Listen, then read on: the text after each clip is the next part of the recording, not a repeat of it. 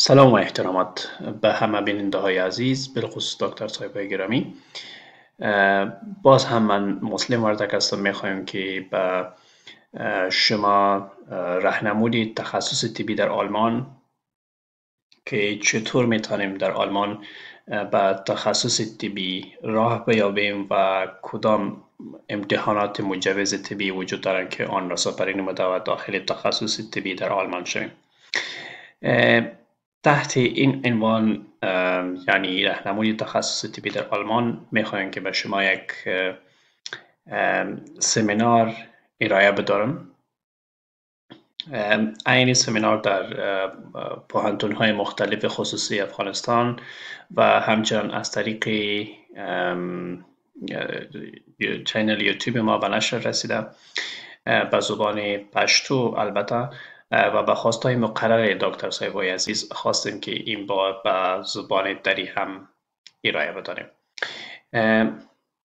شما میتونید که همین به زبان پشتو همین راهنمای تخصص طبی در آلمان را در چینل یوتیوب ما که به نام مسلم وردک است دریابید. و همچنان میتونید که شما تمام معلومات کامل درباره تخصص طبی یا امتحانات مجوز طبی در آلمان را در صفحه فیسبوک ما به شکل نوشتاری که به 4 زبان به زبان پشتو، دری، آلمانی و انگلیسی نوشته شده میتونید به شکل نوشتاری دریابید. صفحه فیسبوک ما هم به نام مسلم وردک و معلومات کامل را شما میتونید در صفحه Path to German Medical Specialization دریابید. میاییم به پس این هم معلومات درباره خود من. صفحه فیسبوک من در اینجا شما میتونید که واضح ببینید Path to German Medical Specialization. در این صفحه شما میتونید تمام معلومات به شکل نوشتاری به طور کامل درباره راهنمای تخصص طبی دریابید. خودم MBBS و یا هم طب را در شهر کراچی پاکستان به اتمام رساندیم و بعدا هم بعد از سپری نمودن امتحان اگزیت و در افغانستان اقدام کردم به طرف آلمان و در آلمان هم بعد از سپری نمودن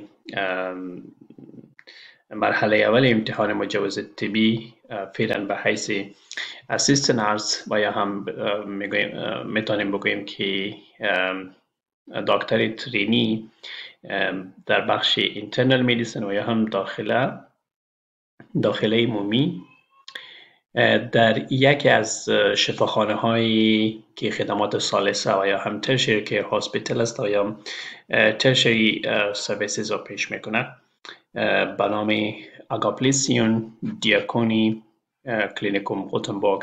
در این شفاخانه که یکی از شفاخانه های تدریسی پوهنتون هامبورگ است، فعلا به حیث اسیست نرس و یا هم دکتر ترینی ایفای وظیفه میکنم و همچنان در این زمین کاندید کپی و یا هم امتحان مرحله دوم مجوز طبی در ایالت نیدرساکسن آلمان است.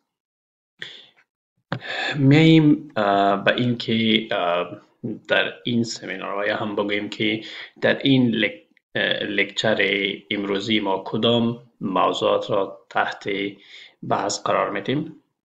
موضوعاتی که تحت بحث قرار میدیم عبارتند از شروع پروسس که کدام یعنی راهنمود از شروع از اول الی آخر کدام راهنمود یا کدام راهی وجود دارد، همان نقاط و یا راههایی که وجود دارد آن را مورد بحث قرار میدیم. میایم به نقطه اول Why Germany for Medical Specialization و یا هم Post Graduation. چرا آلمان به تخصص طبی باید انتخاب بکنیم؟ چرا کدام کشور دیگری نیست؟ چرا ایالات متحده امریکا نیست؟ چرا انگلستان و یا هم چرا استرالیا نیست؟ چرا آلمان را انتخاب بکنیم؟ دیگه است ما داریم what are the steps and requirements، میگه چی قدم هایی را باید برداریم و چی شرایطی دارد به اینکه به تخصص در آلمان را بیابیم. دیگه داریم how to start the process، چطور میتونیم این پروسه را شروع بکنیم، از کجا باید شروع شود. documentation process، دیگه ما داریم documentation process یعنی کدام مدارکی را باید ارائه بکنیم یعنی و یا هم تهیه بکنیم. دیگه از جرمن ویزا، کدام کاتگوری ویزا و یا هم چی وقت باید درخواست به ویزا بدیم و یا هم کدام کاتگوریشان انتخاب بکنیم. دیگه از لایسنسینگ اگزامز، کدام امتحانات مجوز طبی وجود دارد. مثلا در ایالات متحده آمریکا یا اسمبلی که 3 مرحله امتحان است و بعد از او مثلا در انگلستان پلاب است که 2 مرحله امتحان است و به عین شکل در آلمان هم 2 مرحله امتحان است که مرحله اولشان به نام FSP در انگلیسی و FSP در آلمانی که به معنای حالت مختصرشان است که به معنای پخشپرخون پروفونگ است. پخشپرخون پروفونگ به معنای پخ به معنای اختصاصی مختص و یا هم مسلکی. شپرخن به معنای زبان و پروفونگ به معنای امتحان، یعنی پخشپرخون پروفونگ به معنای امتحان اختصاصی یا مسلکی زبان. کدام زبان؟ زبان طبی، یعنی به طور عامیانه اگر بگوییم زبان ترمینولوژی، یعنی امتحان ترمینولوژی طبی. بعد از او است کپی. کپی در انگلیسی کپی میگیم، در آلمانی کپی. کپی به معنای حالت مختصر است و حالت کاملشان کنتنس پروفونگ است. کنتنس پروفونگ، کنتنس به معنای دانش، علم، دانایی.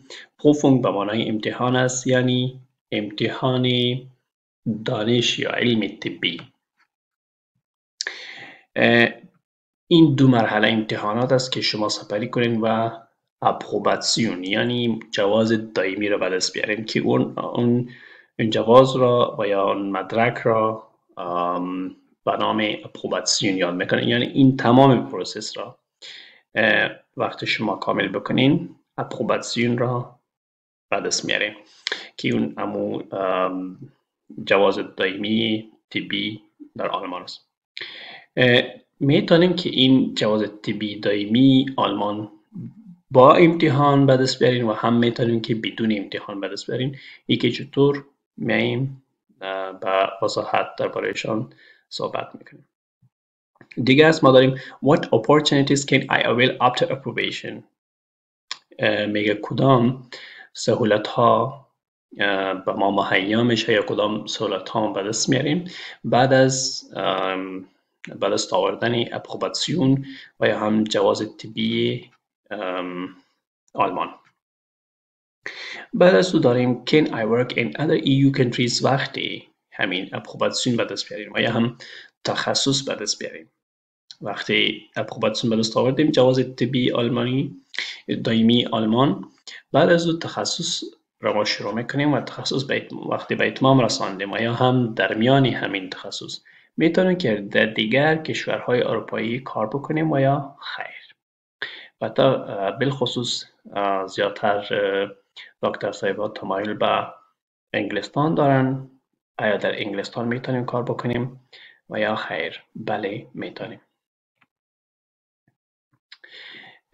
دیگه ما داریم وقتی اپروباسیون به دست آوردیم یعنی جواز طبی دائمی وقتی به دست آوردیم، بعد از اون ما داریم رزیدنسی ترینینگ. بعد از اون داخل تخصص میشیم، داخل دوره تخصص میشیم که رزیدنسی ترینینگ، آیا رزیدنسی ترینینگ چطور است در آلمان، درباره از او باز بحث میکنیم. دیگه از doctor's salary in working hours in Germany، یکی از فاکتورهای مهمی که دکتر صاحبا از یک کشور نسبت به دیگر کشور ترجیح میتن، آن هم یکی از فاکتورهای مهمشان معاش می باشه. و دیگه داریم working hours in Germany و ساعت کاری چطور است در آلمان، درباره از این هم بحث میکنیم. و دیگه است doctor's life in Germany، زندگی دکترها در آلمان چطور است و همچنان جرمنی licensing exams fees play USMLE and AMC و جرمنی licensing exams میگه امتحانات مجوز طبی آلمان نسبت قرار دادیم و یا هم یک فرق میانشان گذاشتیم که چی فرق‌های بینشان وجود داره، چی خوبی ها و بدی هایشان در بینشان وجود داره و برای آن هم بحث میکنیم.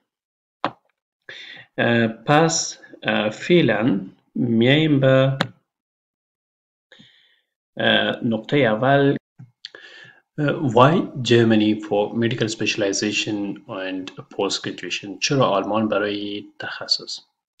یعنی چرا برای تخصص آلمان را انتخاب بکنیم؟ چرا انگلستان و یا هم چرا ایالات متحده امریکانی و یا هم چرا استرالیا نه؟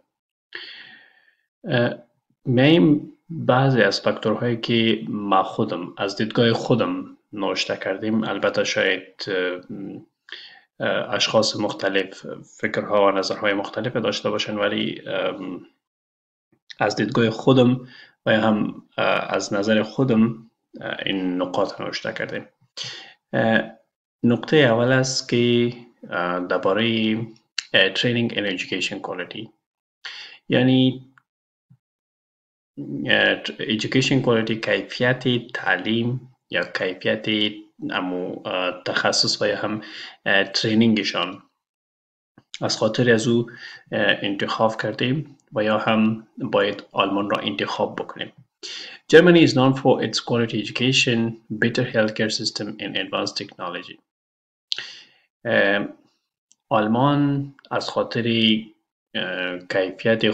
داشتن کیفیت خوب تعلیم و یا هم تحصیل و سیستم خوب صحی و همچنان در تکنولوژی پیشرفته‌ای که دارد، از همون خاطر آلمان شناخته شده و یا هم یک از کشورهای پیشرفته ترین کشورهای هستند. و همچنان دیگه نقطه دیگه ای که از residency training issues، این یکی از نقاط مهمه بر خودم در وقتی که میخواستم در آلمان را برای تخصص انتخاب بکنم. یکی از نقاط مهم یا از فاکتورهای مهمی بود بر خودم.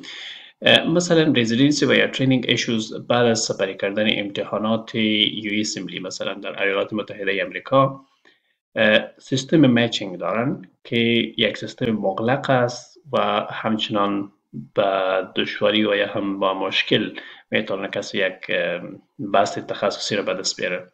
و همچنان در انگلستان در این وقتها بعد از سپری کردن امتحان پلیب بسیار با مشکل وظیفه پیدا میشه و مشکلات وظیفه بعد از پیدا کردن وظیفه باید امتحانات تخصصی مشخص که 3 استپ امتحانات هستند یا 3 مرحله امتحانات هستند، MRCS و MRCP MRCOOK مثالایش هستند که اینها باید سپری شوند تا یک شخص داخل پروگرام تخصص شود. بعد از است یعنی در آلمان شما بعد از سپری کردن امتحانات مجوز مستقیما اپلای میکنین یا درخواست میتین به شفاخانه ها، مثل که یک وظیفه که شما پیدا میکنین به طور عادی به همان قسم در اینجا شما یک وظیفه پیدا میکنین، همان وظیفه تان پیش میره به حیث تخصص طبی و یا ترینینگ تان پیش میره.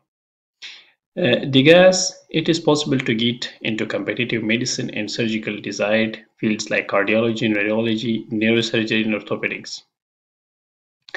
دیگه یکی از فاکتورهای مهمی که از خاطر از آلمان را انتخاب کردم اونی بوده که در دیگر کشورها ما نمیتونیم و یا هم بسیار با مشکل میتونیم که به بخشهای خوبتر و یا بخشهایی که با رقابت زیاد وجود دارن آن را به دست بیاریم.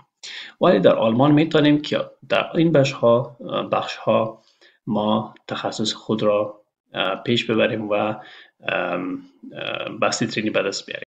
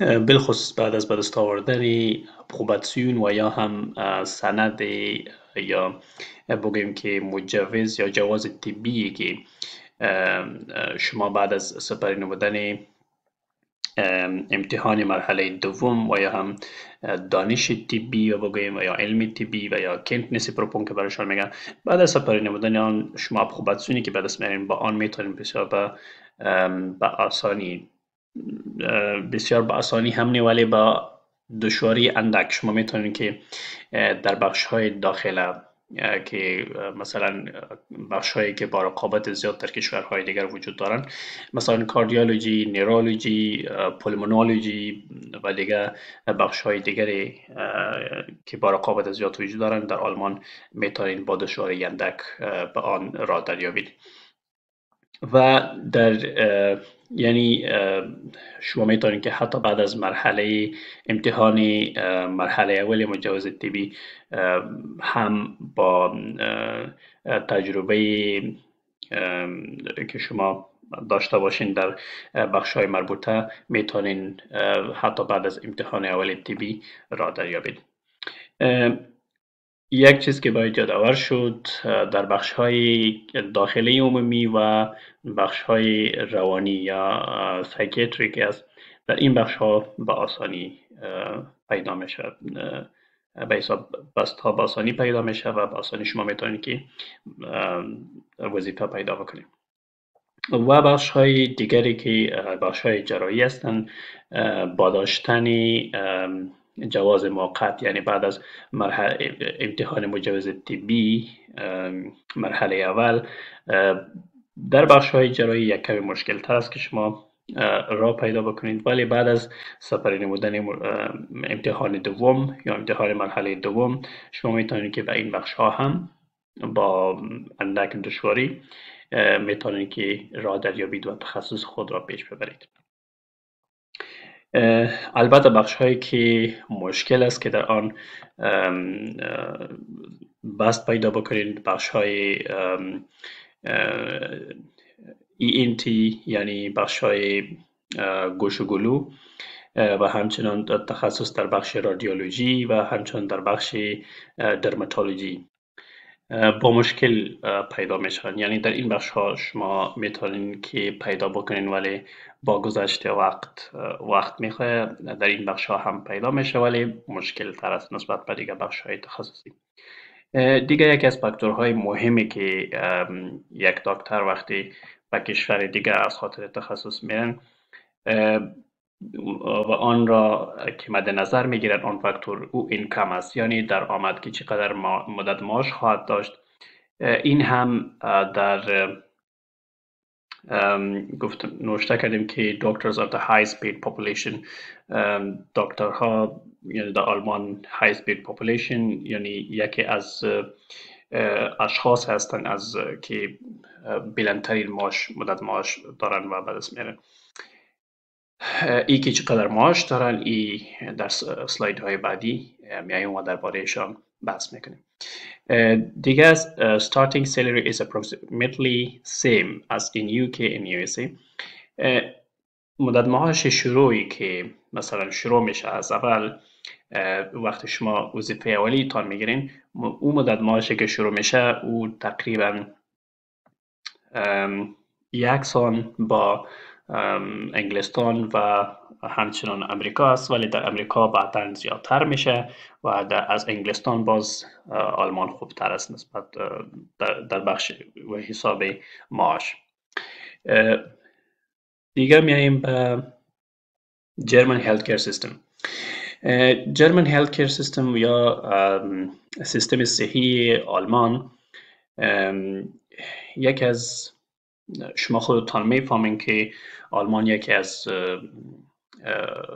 با اقتصاد با بلندترین و خوبترین و قویترین اقتصاد در اروپا است. حتی به سطح جهان هم در رنکینگ خوب وجود داره.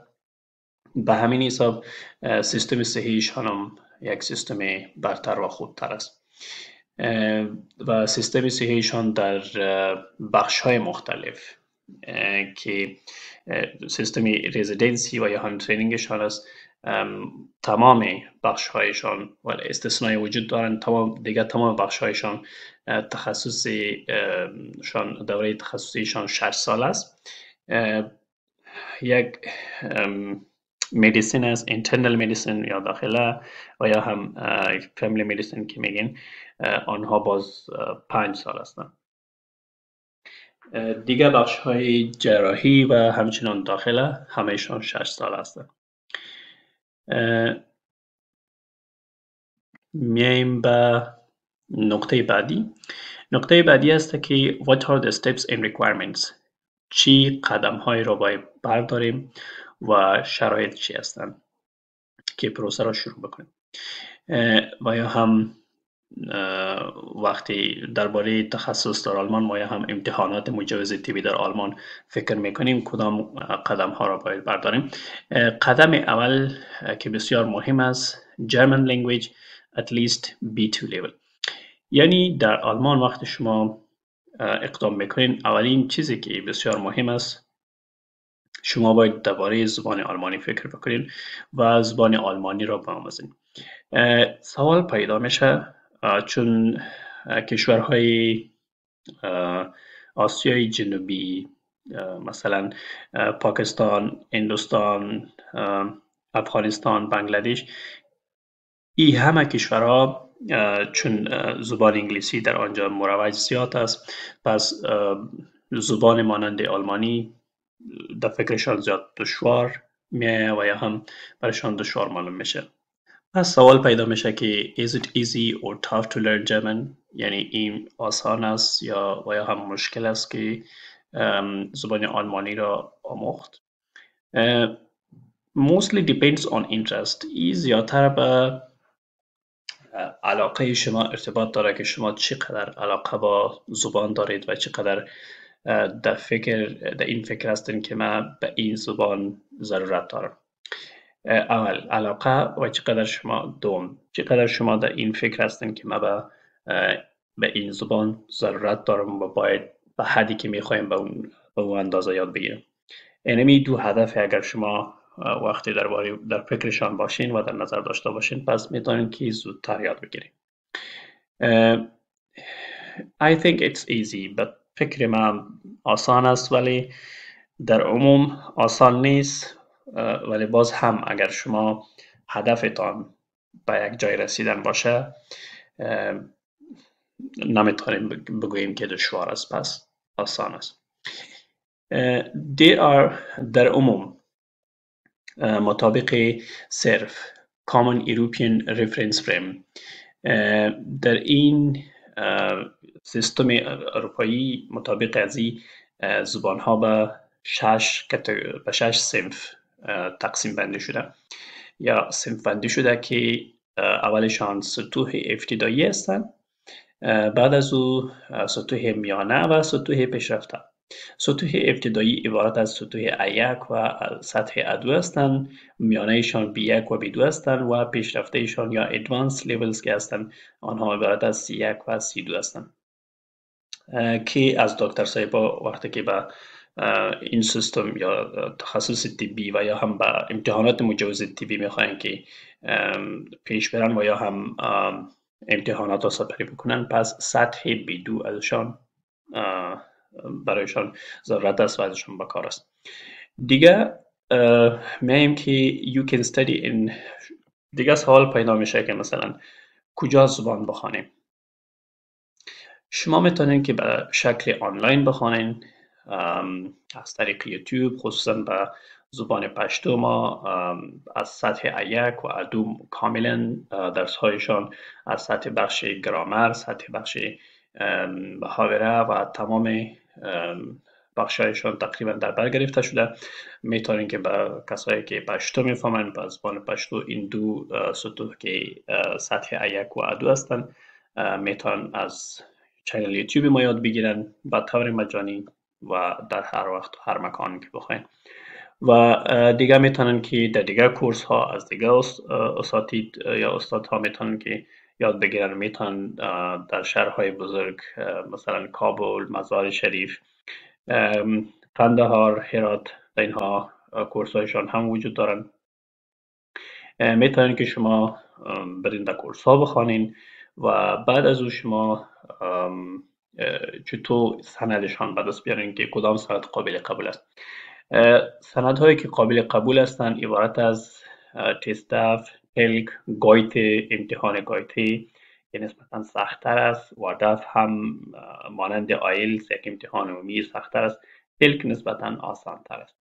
بهترشان تلک است، ولی تلک در کشورهایی که مثلا کسای در افغانستان، پاکستان آنجا باشن، پس تلک در آنجا وجود نداره. امتحان تلک در آنجا انستیتوت های گایتی وجود دارن و یا هم شاخه هایشان وجود دارن، میتونید شما در آنجا امتحانات سپری بکنین. امتحانات هر سطح اینها شما میتونین به هر سطح امتحان بدین، هر سطحی که شما ضرورت داشته باشین به او سطح امتحان بدین. مهم نیست که شما باید این همه سطوح را سپری بکنین، یعنی امتحاناتشان سپری بکنین. میتونین درس بخوانین، داخلشان امتحان سطحی B2 را سپری بکنین. دیگه سوال ای پیدا میشه که چقدر وقت را در بر میگیره که ما مثلا تا سطح B2 بخوانیم. به نظر و فکر من مربوط به خود شخص میشه که چقدر علاقه داره، چقدر وقت برشان روزانه میته و چقدر وقت و چقدر کوشش میکنه. این همه مربوط به این میشه. ولی اگر کسی روزانه برشان 3 الی 4 ساعت وقت بده و همچنان مسلسل بخونه، میتونن که از 6 الی 8 ماه سطح B2 را به دست بیارن که خودم در 8 ماه به دست آوردیم. دیگه required documents to be prepared. در این وقت که شما مثلا زبان میخوانین، در این وقت شما باید که اسنادهایتان را آماده بکنین. کدام اسنادهایی که ضرورت است او را آماده بکنین. اسنادهایی که ضرورت است اسلایدهای بعدی او را تمامشان لیستشان است. و همچنان اسنادهای در این وقت اسنادها وقتی شما آماده کردین آن را باید ترجمه بکنین. در ترجمه فکرتان باشه که ترجمه باید در یک از کشورهای اروپایی و یا هم خصوصا در خود آلمان اگر باشه بسیار بهتر و خوبتر است. بهترین است که در آلمان باشه و از یک دارالترجمه‌ای که رسمی باشه از طرف دادگاه و یا هم در وزارت عدلیه ثبت باشه، در دادگاه و یا هم محکمه ثبت باشه. این مهم است. دیگه است که شما باید اسنادهایتان را وریفاید یا بگلاوبیکت بکنین. بگلاوبیکت چطور میشه؟ شما مثلا کسایی که در افغانستان هستن، آنها باید در ایران و یا هم در پاکستان زیادتر که کار را پیش میبره. در پاکستان سفارت آلمانی کار را پیش میبره. در ایران چون وقتی شما اقامه ایران نداشته باشین ما مشکلات برمیخوریم. پس مهم این است که شما اگر میشه این کارایتان از طریق پاکستان پیش ببرید. شما یک نوبت میگیرین آنلاین در وبسایت سفارت آلمان. بعد از اینکه نوبت گرفتین در موضوع تاریخ مشخص میرین و تمام اسنادهایتان کاپی اصلی و همچنان یک کاپی رنگیشان میگیرین. این اسنادهایتان میبرین، در مقابل آن ازتان پول میگیره و اسنادهایتان برایتان اما کاپی هایشان که است او را از روی اصلی برایتان تایید میکنه. اونمو تاییدیشان که است او را شما باید به شورای طبی همراه با فرمای دیگری که ضرور است به شورای طبی بفرستین. این هم شد این نقطه. بعد از او وقتی شما اسنادها را آماده کردین، سند B2 به دست آوردین، اسنادها را آماده کردین، اسنادهای خود را میفرستین. این مرحله 4 است. Send documents English verified Beglaubigt copy in German translated copy. شما اسنادهایتان یک اسنادهایی که از سفارت بگلاوبیکت و یا هم وریفای کردین، اما اسنادها امان کاپیشان و دیگه ایشان ترجمه اسنادهایتان. این به یک از 16 ایالت یکی از 16 هر ایالت در آلمان یک شورای طبی جداگانه دارن. یعنی مانند افغانستان، پاکستان و یا هندوستان یا کشورهای دیگر نیست که تمام کشور یک شورای طبی مرکزی داشته باشه و همان یک شورای طبی یعنی قوانینشان عملی میشه. در آلمان 16 ایالت وجود دارند. هر ایالت به خود یک شورای طبی جداگانه داره. شما به هر ایالتی که میخواین اسنادهایتان بفرستین باید در این محتاط باشین و با احتیاطی زیاد شما باید ایالت را انتخاب بکنید. نه اینکه زیادتر کاندیدها و یا دکتر صاحبا در این فکر هستند که مثلا در ایالت های خوبتر، مثلا هامبورگ، مثلا هیسن که فرانکفورت است، به خاطر شهرهایی که خوبتر و مرکزی و یا مشهور دارن در آن انتخاب بکنن. در این شهرها و یا هم ایالت ها به استثنای بایرن که مونیخ است، مونیخ مرکزشان است، و همچنین ایالت بادن ورتنبورگ که مرکزشان شتوتگارت است. بعد از او در درجه سوم که به حساب میاد نیدرزاکسن که مرکزشان هانوور است، و بعد از او هم میتونیم بگوییم که مکلنبورگ هم این ایالت های هستند که نسبتا خوبتر هستند، و بعد از او هم میتونیم بگوییم که تورینگن هم خوبتر است. و دهیسن که فرانکفورت مرکزشان است، در آنجا مشکل است، چون پیش از اینکه شما در آنجا اپلای بکنید باید یک وظیفه را به خود پیدا بکنید، یعنی یک تاییدی از شفاخانه برای وظیفه آینده تان داشته باشین که این یک کار مشکل است و شفاخانه ها برایشان خوش نمی باشن و به این کار زیادتر رضایت بخش برایشان نیست. دیگر هم بعد از شما که اسنادهای خود روان کردین، در این جریان یا کدام اسنادهای دیگر با کار می باشه، خود شورای طبی هم را با شما به تماس میشن و بعد از وقتی ارزیابی تان خلاص شد، ارزیابی اسنادتان و شما یک سند میده که او را دیفیسیت بیشاید میگه، تویشن بیشاید برشان هم میگه، تنها بیشاید برشان هم میگه. دیفیسیت به معنای دیفیسیت و یا هم کسر است، بیشاید به معنای سرتیفیکیت یعنی سرتیفیکیت کسر، و یا هم تویشن بیشاید برشان میگه، دیگه برشان همچنان تنها بیشاید میگه. نامهای یک مختلف وجود داره، ولی مقصد همهشان یک است که این مهم است، ضروری است برای گرفتن ویزا و برای به حیث پیش کردن به حیث ثبوت در مصاحبه سفارت. این هم شد همین سندتان که بعد از ارزیابی اسنادتان به دست میارین و بعد از اینکه شما مثلا این اسنادها را تمامشان تهیه کردین، برای ویزا پیش کردین، بعد از شما مثلا ویزا گرفتین، به آلمان آمدین، بعد از شما آمادگی میگیرین در قدم ششم به FSP یا Fachsprachprüfung آمادگی گرفتین. بعد از او شما چی میکنین؟ امین امتحان را سپری میکنین، تک FSP یا Fachsprachenprüfung Medical Terminology Exam. این یک امتحان ترمینولوژی طبی است. You will receive Berufserlaubnis. بعد از اینکه شما این امتحان را سپری کردین، در قدم هشتم بعد از شما یک Berufserlaubnis، Beruf با معنای وظیفه است، Erlaubnis اجازه، یعنی اجازه نامه وظیفه طبی یا در بخش طبی، یا ایره Provisional License for 2 years، یک جواز طبی یا اجازه نامه طبی موقتی. Provisional یعنی موقتی، بعد از میارین برای 2 سال. در این 2 سال شما باید، چون این امتحان مرحله اول بود، در این 2 سال شما میتونید با اینی اجازه نامه به حیث دکتر MD که ما شما در افغانستان میگیم، در آلمان برشان اسیستن ارس میگه، یا هم دکتر ترینی، شما میتونید که ایفای وظیفه بکنین به حیث اسیستن ارس. ولی در این 2 سال شما وظیفه‌ای که اجرا میکنین، همان حقوق، مدت معاش و همه حقوقی که یک دکتر ترینی به دست میارن، شما هم همان حقوق به دست میارین، ولی این وقتتان در رزیدنسی و یا هم در تخصص حساب نمیشه. یک چیز داره برای که در اینجا داره.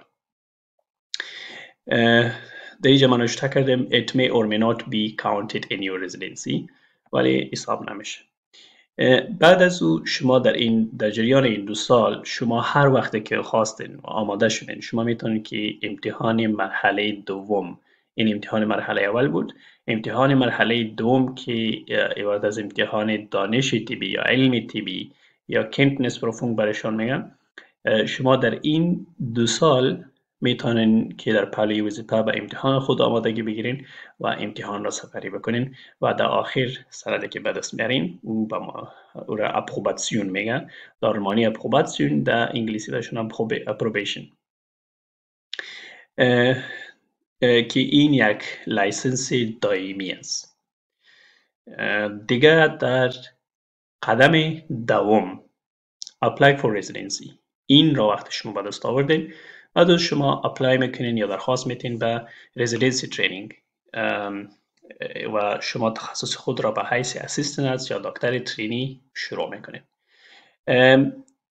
چطور این را وقتی شما این سند را داشته باشین اپروباسیون میتونین که در آلمان یک سیستمی مثلا در پاکستان با اپسیپیس و یا هم جکیت که است و یا هم مثلا در کشورهای دیگر در امریکا مثلا میچینگ سیستم است، در یوکی هم همچون یک سیستمی وجود داره. این تو سیستم های مرکزی وجود نداره در آلمان که شما باید از طریق از اپلای بکنین باز شما انتخاب میشین در کدام شفاخانه. شما وقتی اینی سند را داشته باشین در تمام آلمان شما اجازه دارین، بعد از با اینی سند پروویژنال لایسنس شما در همان ایالتی که امتحان سپری کردین در همان اجازه دارین، میتونین تغییر هم بدین به دیگه ایالت، ولی شما مربوط به هر ایالتی که امتحان دادین یا همان ایالت و یا هم با ایالت که خود تغییر میدین به همان ایالت مربوط میشین ولی به یک ایالت. وقتی اینی سند اپروباسیون به دست آوردین شما در تمام آلمان میتونین در هر شفاخانه درخواست بدین. در بخش دلخواهتان همان بخش دلخواهتان وقتی شما به حیث مثلا به طور مثال در افغانستان به یک وظیفه چی میکنین، بست های مشخص نیست، به یک وظیفه درخواست میتین، در همان وظیفه مثلا قبول میشین. در آلمان همین رقم است، همین قسم است. به همان وظیفه وقتی شما انتخاب شدین در همان شفاخانه اونمو رزیدنسی ترینینگ تان است، دو نمو دیگه پیش میرین، نمو شفاخانه امرایتان اما تو پیش میره و پیش میبره. خب این پروسس همه ما پیش رفتیم در 10 قدم یا در 10 استپ ما خلاصه کردیم از شروع الی داخل شدن به تخصص. میایم سوال بعدی است که کدام مدارک و یا هم اسنادها به کار هستند که باید او را داشته باشیم تا این پروسه را شروع بکنیم. در اینجا یک لیست اسنادها هست که اولین 8 سند شما این همه اسناد باید داشته باشید. اول برت سرتیفیکیت است. برت سرتیفیکیت یا تولد کارت است که این از شما کسایی که مثلا مربوط مرکز یا ولایت کابل میشن، اداره ریاست احوال نفوس در کارت پروان است، از آنجا برت سرتیفیکیت و هم تولد کارت خود را میگیرن و کسایی که از ولایت هستن میتونن که از ریاست احوال نفوس ولایتی در سرای شمالی کابل است از اونجا به دست بیارن.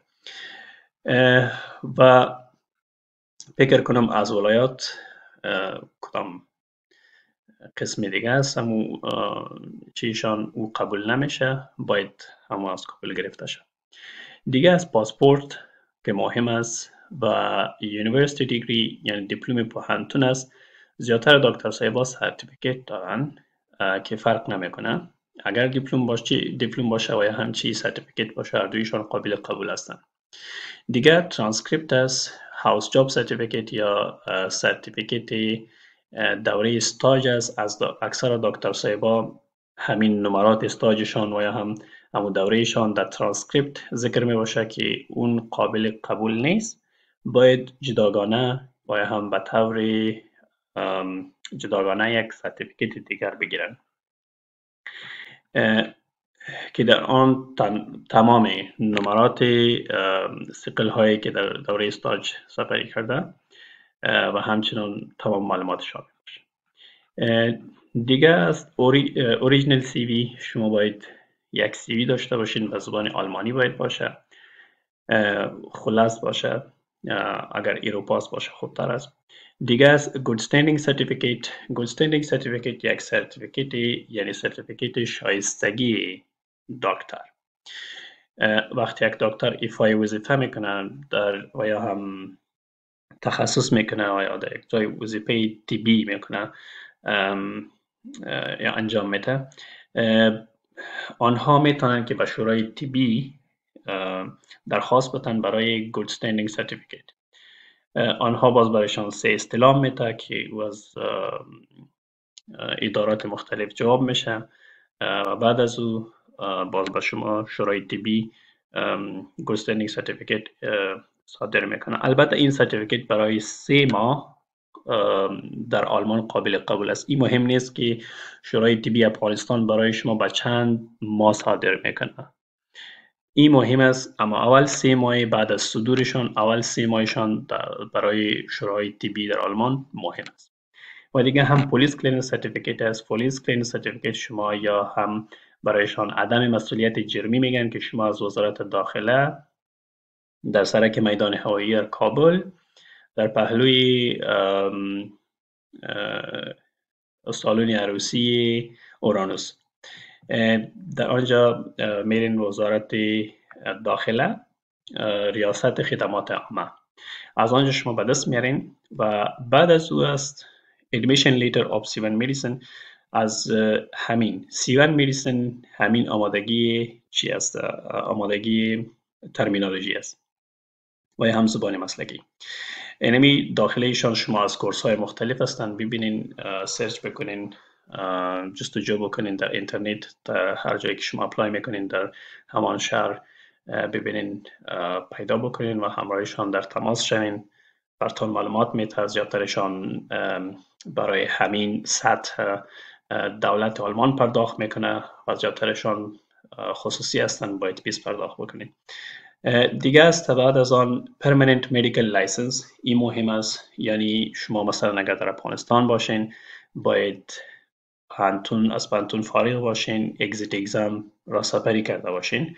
بعد از او شما میتونین که permanent medical license به دست بیارین یا به طور قانونی به حیث یک دکتر شناخته میشین. بعد از او translated and beglaubigt copy of original documents. شما این همه مدارک ضرورت دارین که باید داشته باشین. بعد از او این مدارک را بگلاوبک میکنین که در سلاید پیشتر براتون توضیح دادم که چطور بگلاوبک تا یا هم وریفای میکنین و بعد از او هم کاپی ترجمه همراه با بگلاوبک یا وریفای داکومنتس. این همه همراه با فرم هایی که شما از شورای طبی از وبسایتشان میگیرین، او را پر میکنین، این همه میفرستین به شورای طبی ای که شما میخواین. این هم مدارکی بود که ضرورت بود. دیگه میم German visa getting process and its types. وقتی ما این همه کارها را پیش بردیم، مثلا اسنادا را تمامشان تایید کردیم، ترجمه کردیم، به شورای طبی فرستادیم، دیپیت شهید یا کسر خط یا هم دعوتنامه گرفتیم، بعد از کدام ویزا را انتخاب بکنیم.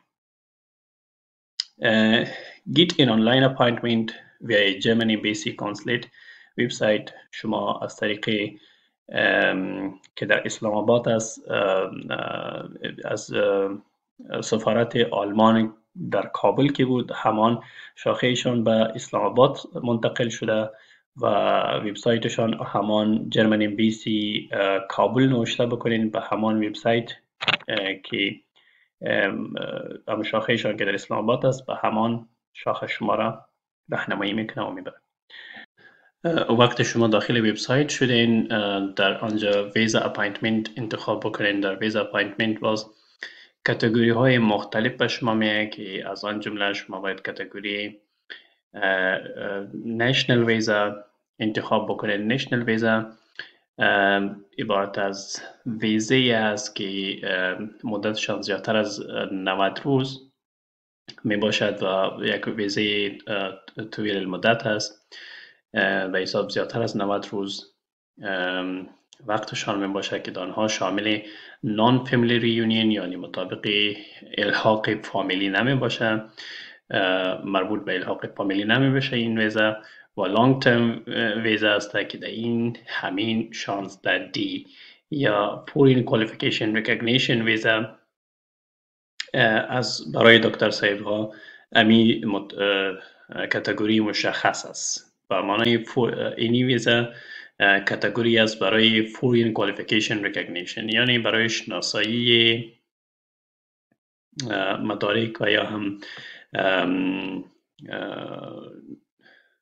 تحصیلی که در خارج به دست آورده آن را در آلمان ریکگنایز یا شناسایی میکنن. برای آن این ویزا کتگوری ویزا گرفته میشه که همین ایره شما انتخاب نمیکنین و در همان لیست هم نیست. شما فقط نشنل ویزا، نان فامیلی ریونین ایشان و همین لانگ ترم ویزا ایشان انتخاب میکنین که در او لنگویج کورس هم از ورک ویزا، پری اپروول امپلایمنت، این یک چند تا دیگه هم نامه و مشخصات دیگه داره، کلشان شامل انمی ویزا هستن. انمی کتگوری نشنل ویزا، در نشنل ویزا با نان فامیلی ریونین لانگ ترم ویزا رو انتخاب میکنین. بعد از او وقتی شما این رو انتخاب کردین، مشخصات تان، چیزی که نام است، پاسپورت نمبر و دیگه ایمیل آدرس و دیگه مشخصات، آن مشخصات از شما میخواه، اون را شما یک فرم است را فول میکنین و وقتی پر کردین بعد از او بر شما ایمیل تاییدی میاد و بر شما نوشته میکنه که شما انتظار بکشین تا نوبتتان برسه، که فی حال این وقت به زیادتر از 12 الی 18 ماه حتی زیادتر از آن وقت بگیره. این مربوط به تعداد کاندیدها به این ویزا و یا هم در عموم مربوط به تعداد کاندیدها میشه که چقدر کاندیدها درخواست میتن یا هم نوبت میگیرن، مطابق از او وقت تعیین میشه که چقدر وقت باید در بر بگیره.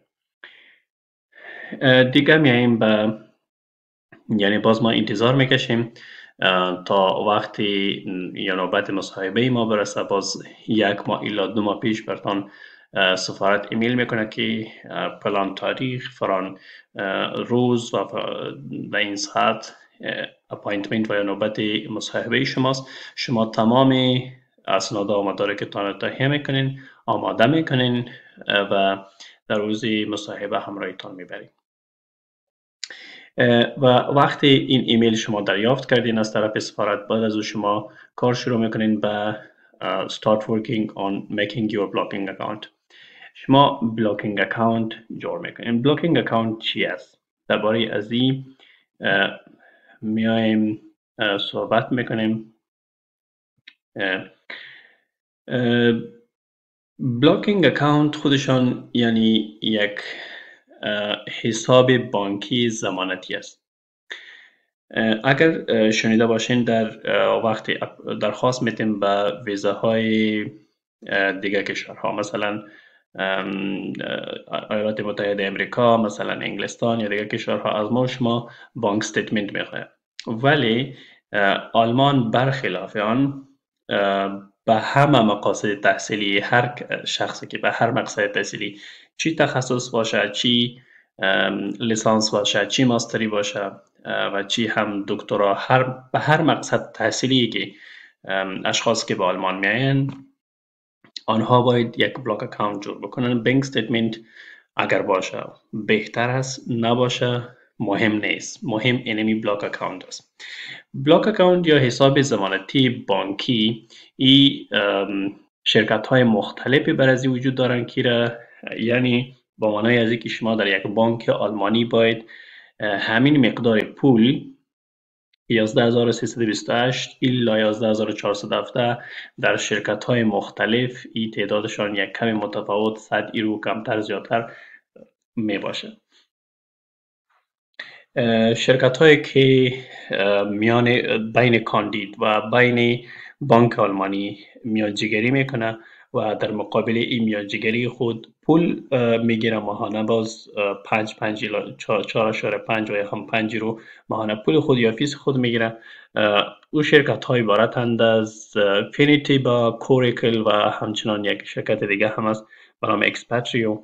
این سه شرکت هستند که آنها برتان در اینها در وبسایت هایشان میرین، تمام چیز شرایطشان که است و فرم هایی که است را پر میکنین، شرایطشان برایشان چیزی که میخواین او را مهیا میکنین و بعدا پروسسشان همین تو پیش میره و برایتان در یک بانک آلمانی همین اکانت یا حساب بانکی به نام خودتان، پاسپورت، هرچی مشخصات از خودتان میسازه و بعد از او شما برایشان پول میفرستین و یا هم ترانسفر میکنین. این هم شد بلاکینگ اکانت. بلاکینگ اکانت خودشان معنایشان چی است؟ یعنی به چی منظور، چی مقصد، چرا استیتمنت بانکنه؟ یعنی آلمان متفاوت‌تر از دیگر کشورها بلاکینگ اکانت میخواه و این به این معنی که شما وقتی به آلمان میایین شما مصارف یک ساله خود پیش از پیش در بانک پرداخت میکنین و به حیث ضمانت به حکومت آلمان ضمانت میدین که ما ضمانت خود یعنی مصارف خود داریم، چون بار شانه های دولت باز نباشین. از او خاطر این مقدار پول از شما بلاک میکنه تا شما به کشور میزبان یعنی به آلمان ای ضمانت بدین که ما پول و خرج خود داریم که به آلمان میریم. مقصد بلاک اکانت اینمی چیشان معنا و مفهومشان است. و دیگه اگر اشخاصی که مثلا همین مقدار پول ندارن و در آلمان یکی از دوستایشان از فامیلایشان کسی هست که به مقدار درآمد داشته باشه که از به حساب از مصارف ماهانه ایشان زیادتر باشه، به حساب 1000 یورو زیادتر در ماه درآمد داشته باشه از تمام مصارف، مثلا کرایه خانه، دیگه مصارف، هر چیزی که میه از همه این مصارف اضافه تر داشته باشن و طور مثال 1000 یورو اضافه تر از آن داشته باشن و ثبوتشان به ریاست وزارت خارجه در همان شهر مربوطه یا ولسوالی مربوطه که زندگی میکنه در همانجا میرن. آنها باز فرم های خود دارن و یک پروسس خود برشان دارن و ثبوت ها را برشان پیش میکنن، باز میتونن که از همین طریق امان شخص را سپانسر هم کنن. یعنی باز در آن صورت به بلاکینگ اکانت ضرورت نیست. این سپانسرشیپ را پرفلکتس ارکلیرونگ میگن در آلمانی که در اوسلندر بیوگده یا ریاست وزارت خارجه در همان شهر مربوطه یا ولسوالی یا اما جایی که هر جایی که زندگی میکنه مربوط از او دمو ریاست وزارت خارجه ایشان میرن، این پروسه از اونجا میتونن تایید بکنن. دیگه داریم وقتی انمی دو داشته باشن این سند را همراه خود میگیرین. اگر از بلاک اکانت کنفرمیشن و یا تاییدی بلاک اکانت باشه و یا هم پرپلکس ارکلیرونگ و یا سپانسرشیپ باشه، تاییدیشان همراه خود میگیرین، در روز مصاحبه و همراه خود میبره که هم یکی از مدارک مهم برای ویزا گرفتن است.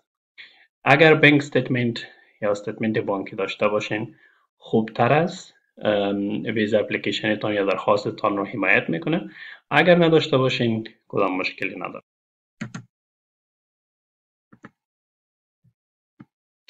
خب فعلا همین به سلاید بعدی. در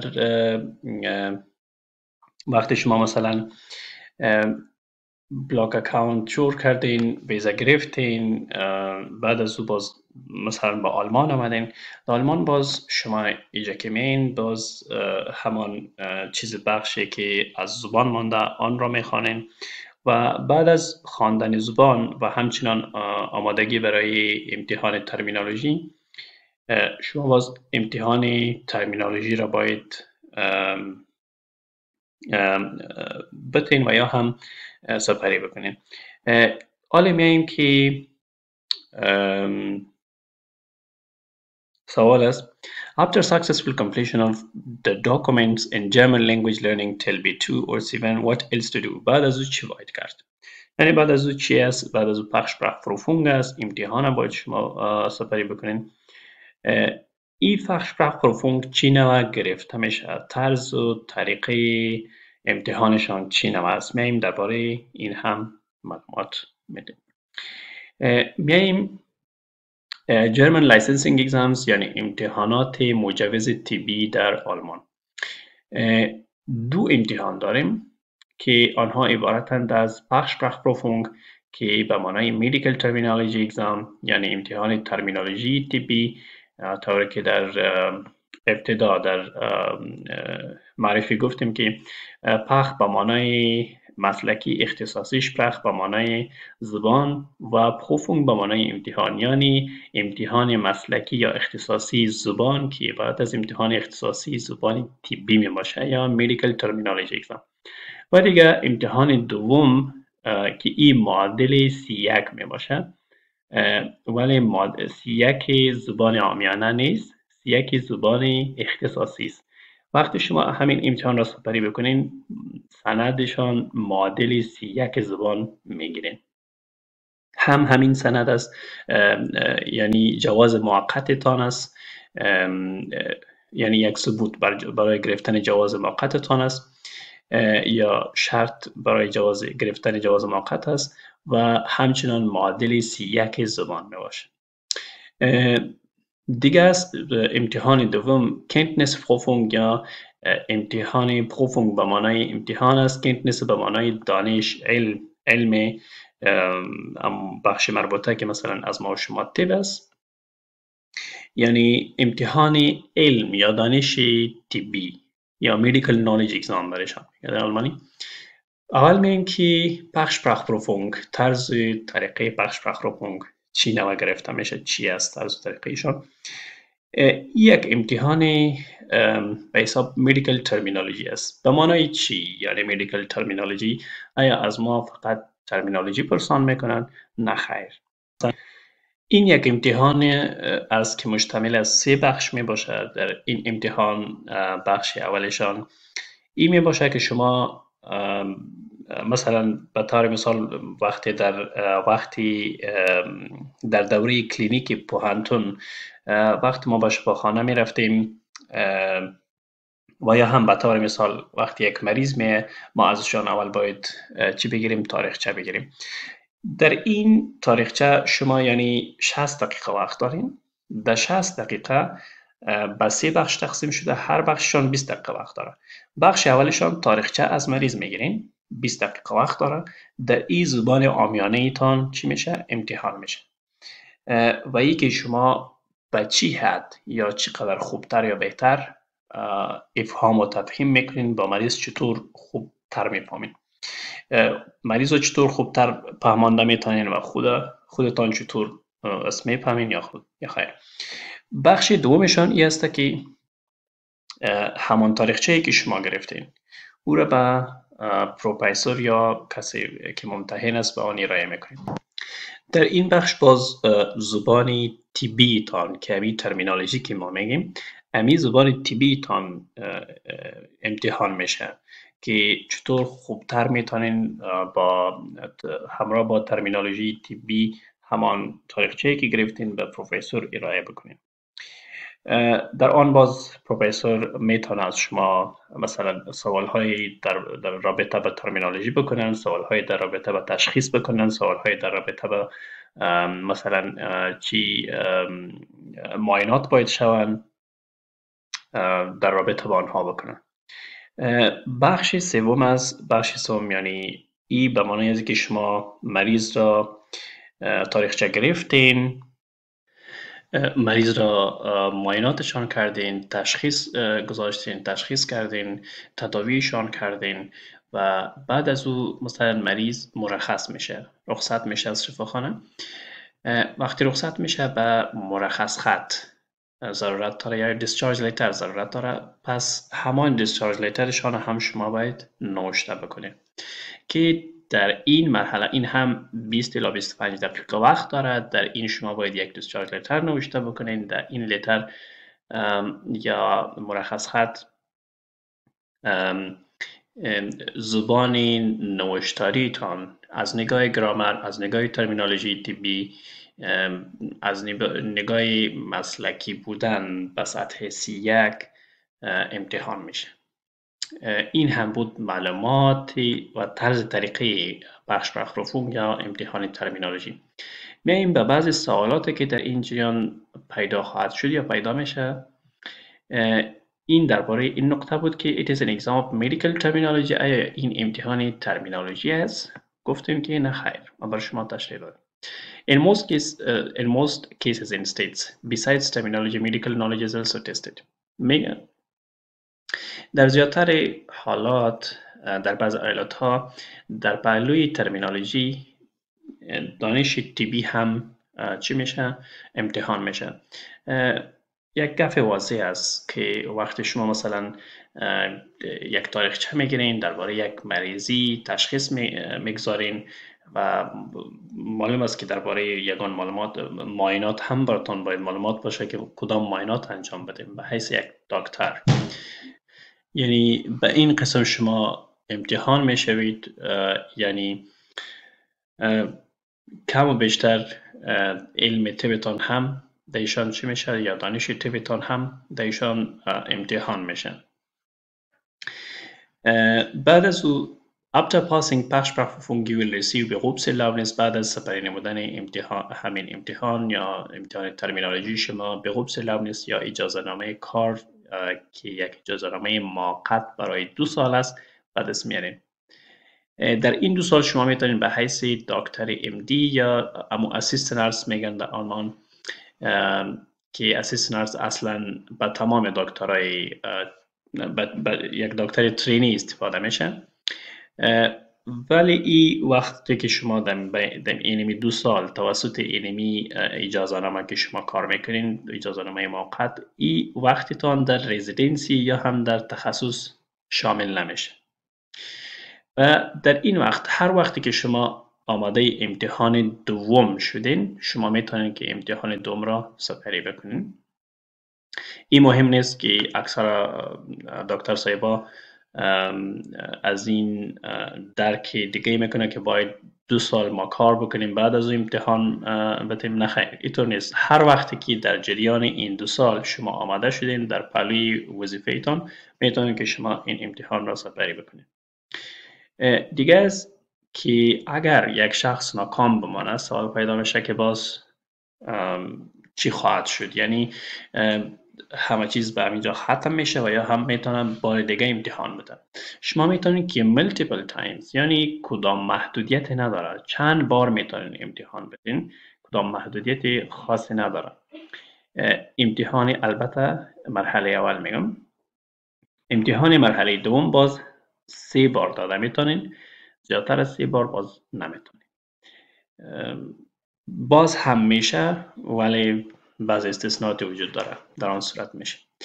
این چی نوع یک اگزام است؟ براتون گفتم که یک اگزام وای و وایز یا وربل، یعنی یک امتحان یا اگزام شفاهی است. کدام سوالات 4 جوابه، کدام سوالات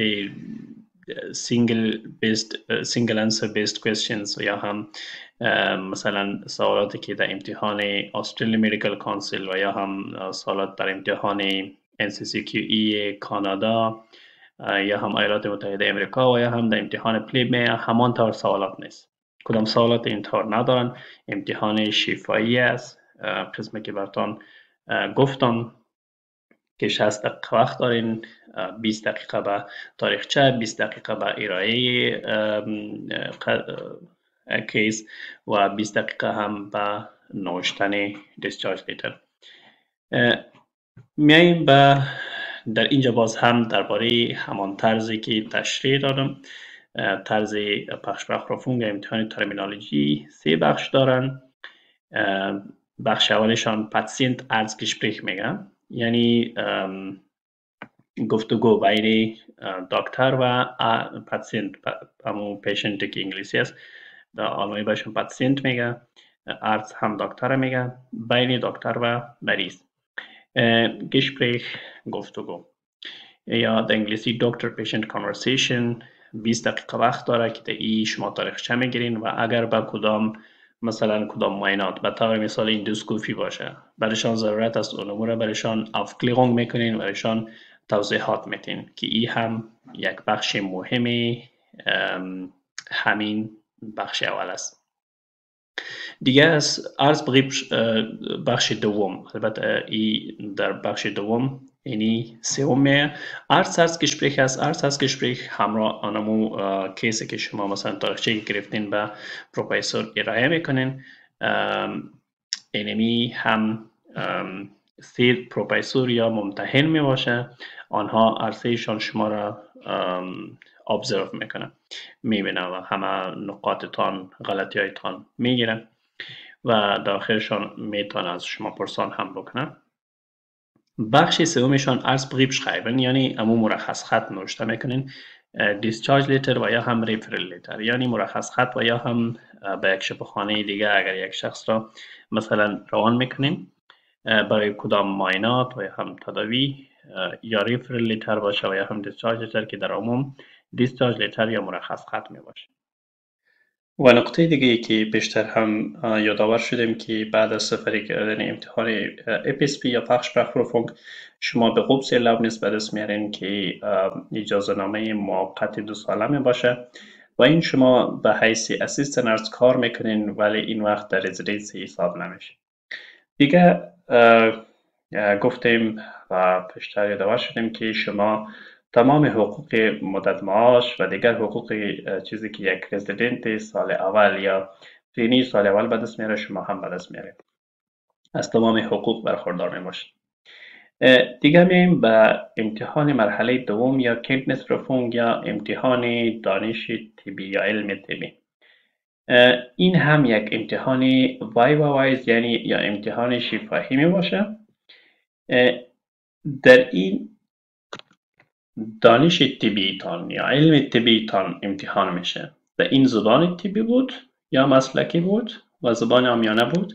در این زبانی در این یا مرحله امتحان دوم در این علم یا دانش طبیتان امتحان میشه و این امتحان که هست این لیمیتد یا محدود است، یعنی تنها 3 بار میتونیم این امتحان را سپری بکنیم. بعد از 3 بار بار 4 هم امکان داره ولی استثناء است. در بعض استثناءات شاید از طریق وکلا یا وکیل شما یک وکیل بگیرین، شاید برتان چانس 4 را هم بده.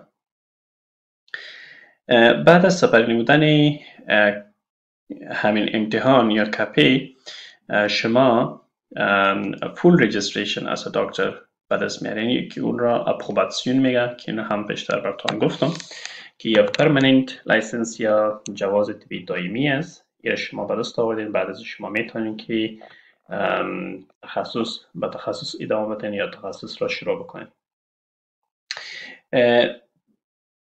آیا همین Kenntnisprüfung آیا یک همین راه است که ما میتونیم از طریق همین یعنی از طریق سپری نمودن امتحان این اپروباسیون به دست بیاریم یا دیگر راه های هم است؟ There are also alternative ways، یعنی دیگر راه های هم داریم که شما را مستثنا میکنه از این امتحان، یعنی شما در آن حالت مکلف به امتحان دادن نیستید. ولی این راه ها برای آن اشخاصی هستند که آنها در کشورهای اروپایی طب خوانده باشند. دوم، کسایی که در کشورهای غیر اروپایی درس خوانده باشند یا پوهنتون یا طب خوانده باشند، بر آنها هم امکان داره ولی رای مطمئن نیست. خب بعد از اون میاییم که نقطه دیگه است رزیدنسی ترینینگ، یعنی شما امتحان کندنس بلوفونگ را سپری کردین. بعد از او شما آغاز میکنین رزیدنسی ترینینگ، یعنی تخصص خود را شروع میکنین. For getting into residency training after getting approbation, no further specialty exams are required. این یک چی خوبشان است، یک فاکتور خوب است نسبت به اگر انگلستان بگوییم، نسبت به آن خوب است، چون بعد از سپری نمودن امتحانات مجوز طبی در انگلستان شما باید دیگر امتحانات تخصصی را هم باید سپری بکنین تا داخل تخصص شوین. ولی در آلمان بعد از سپری نمودن امتحانات مجوز طبی مستقیما شما داخل تخصص میشین، دیگه کدام امتحانای سپیشلیتی یا امتحانای تخصصی نداره. So you will apply directly to different hospitals for training in your desired field. در فیلد دلخواهتان یا در رشته دلخواه تخصصیتان شما به شفاخانه های مختلف در تمام آلمان میتونین و هر شفاخانه درخواست بفرستین در رشته دلخواهتان، در هر جای قبول شدین در اونجا چیز ترینینگ تخصصیتان پیش میره. ولی شما باید پیش از پیش معلومات داشته باشین که آیا همان شفاخانه اجازه ترینینگ تخصصی داره یا خیر. زیادتر شفاخانه می داشته باشه. Getting into residency training is doable. آیا دیگه سوال پیدا میشه که آیا ما به رشته های دلخواه خود میتونیم داخل شویم و یا خیر در بخش تخصص؟ بله میتونین بعد از گرفتن اپروباسیون به همه رشته های بخش داخله و بخش جراحی داخل شویم، ولی بعضی رشته هایی که نسبتا مشکل تر هستند آنها عبارت از رادیولوژی، گوش و گلو یا ENT و بخش درماتولوژی، اینها مشکل تر هستند نسبتا، ولی اینطور نیست که ناممکن است. دیگه میتونید که مثلا در بخش نورولوژی، کاردیولوژی، نیروسرجری و ارتوپدیکس در این بخشا داخل شوید. You can apply nationwide to residency spots. شما میتونید در تمام آلمان در هر شفاخانه در هر ایالت باز بعد از بدست آوردن اپروباسیون چی بکنین؟ درخواست بدین. بعد از او یک بحث مهم درباره دکتر سالری، معاش چطور است وقتی داخل تخصص میشیم و یا هم بعد از امتحان مرحله اول مجوز طبی وقتی در شفاخانه کار شروع میکنیم چی مدت معاش به دست میاریم. در اینجا شما میبینین دکتر سالری in working hours in Germany، یعنی چقدر وقت در روز چند ساعت کار میکنیم و چی مدت معاش در ماه به دست میاریم. خب در این طرف میبینین انواع از شفاخانه ها ما میبینیم کمونال، یونیکلینیکوم، شفاخانه های دولتی و دیگه شفاخانه های کدری یعنی شفاخانه هایی که مربوط به پوهنتون میشه، شفاخانه های کدری و دیگه شفاخانه های کمونال. مثلا در پاکستان ما مانند شفاخانه های هستند که در پاکستان ما شفاخانه های مربوط به صحت عامه داریم و دیگه پریوات کلینیکن، شفاخانه های خصوصی دارن. در آلمان این انواع از شفاخانه های خصوصی وجود دارن. اسکلپیوس هستند، سنا کلینین هستند و دیگه غون کلینیکن هستند و هلیوس هستند. در اینجا شتوف نوشته شده. شتوف به معنای ترینی سال اول، شتوف 2، ترینی سال دوم، سوم، چهارم، پنجم و ششم. در سال اول این یک لیستی از معاشات در سال 21 است، سال 24 است، 2024 فعلا متفاوت تر می باشه. خب میاییم به دیگه یک لیستشان. در اینجا میبینیم که در سال از اکتبر سال 2021 الی تاریخ 3 ماه جون 2022 این معاشات بودن و فعلا هم تقریبا همین معاشات هستند. میاییم در اینجا که نوشته کرده که سالری گروف یعنی به کدام سطوح از دکترها و چی مدت معاش و چقدر پرداخت میشه؟ مثلا در اینجا استپ 1 نوشته کرده، استپ 1 یعنی دکترهای مثلا ترینی سال اول، ترینی سال دوم، سوم، چهارم، پنجم و ششم.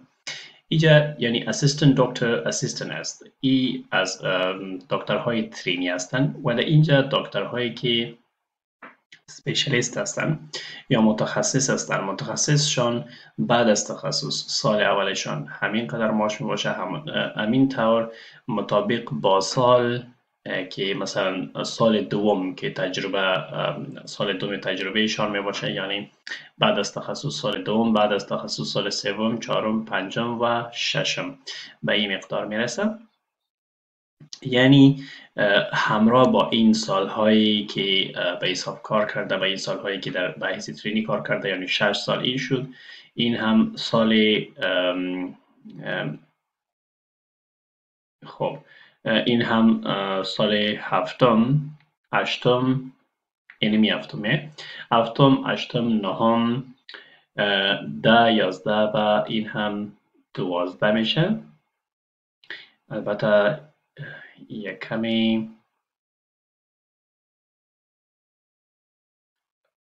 اینجا 13 نوشته کرد، اصلا 12 میه، از خاطر که اینجا از پس از یک شروع کرده و فورت نوشته کرده و اینجا 7 باید اینجا بیایه و تا اینجا 12 میشه. یعنی 12 سال نسبت، یعنی معاش که از او نسبت با چیشان با تجربه اضافه میشه. با هر سال تجربه یک مقدار معاش اضافه تر میشه. مثلا وقتی یک متخصص بعد از تخصصشان 6 سال دیگه کار میکنه، باز یعنی در سال 13 مشان او سینیر پوزیشن میشه. با سینیر پوزیشن که شد سال اول برای 3 سال، اینی چی میشه؟ اینی معاش میگیره. یعنی تو وقتی که چقدر که نسبت به سال تجربهشان زیادتر میشه، مطابق با تجربهشان معاششان هم زیادتر میشه. مثلا دکترهای اسیستنت نرس، یعنی شروع، مثلا ما اول که شروع میکنیم مدت معاشی که میگیریم ماهانه 4000 از 800 شروع تا 5200، این یک اوسطشان گرفته. از 4800، 700، 800 شروع الا 5200 معاش اول می باشه.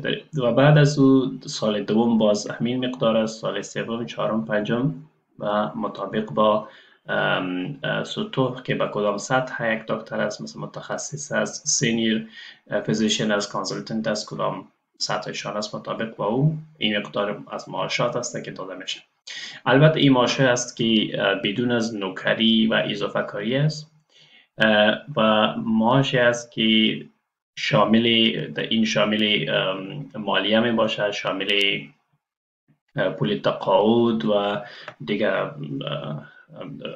مصارفی که مثلا یا بیمه هایی که دیگه هستن، آنها هم دایشان شامل باشه که بعد از این وقتی آنها همه ایشان ازشان کم شوند به یک شخص، بعد از یک شخص باز فرق میکنن مطابق با کاتگوری های یا صنف‌بندی بیمه آلمان که 5 سطوح دارن. بیمه ایشان وقتی شما متأهل باشین یعنی او باز فرق میکنه. وقتی اگر شما مثلا مجرد باشین، در آن صورت شاید بعد از اینمی، فقط از اینمی ماش شاید در آخر ما برتان 2900 الی 3000 بمانه.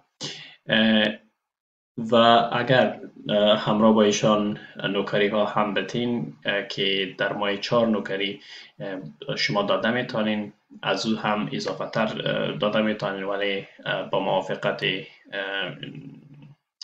شف دیپارتمنت میتونین که زیادتر هم دینست میگن، یعنی نوکری ها بتین.